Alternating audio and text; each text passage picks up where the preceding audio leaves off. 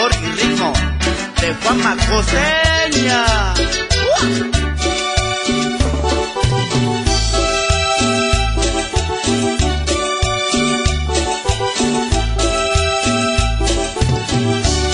Estaba yo en mi coche en una esquina, esperando a mi linda chiquilla. Estaba yo tranquilo como siempre, muy contento de ver a mi vida.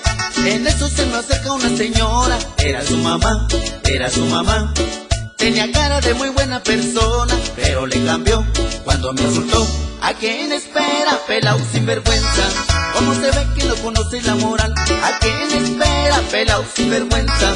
Cara de chango y de muchas cosas más. ¿A quién espera, pelao sinvergüenza? Lo que debe hacer es ponerse a trabajar. ¿A quién espera, pelao sinvergüenza? Deja a mi niña que tiene que estudiar. Pero señora, yo le contesté, pero su hija no la quiere usted. Pero señora, yo le contesté, pero su hija no la quiere usted.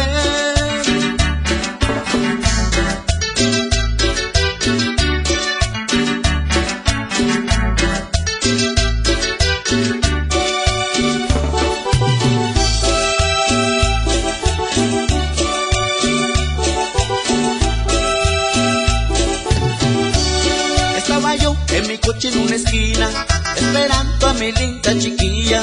Estaba yo tranquilo como siempre, muy contento de ver a mi vida.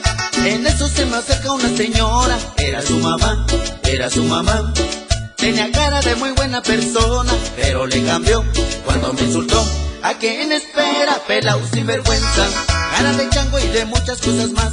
¿A quién espera, pelao sinvergüenza? ¿Cómo se ve que no conoce la moral? ¿A quién espera, pelao sinvergüenza?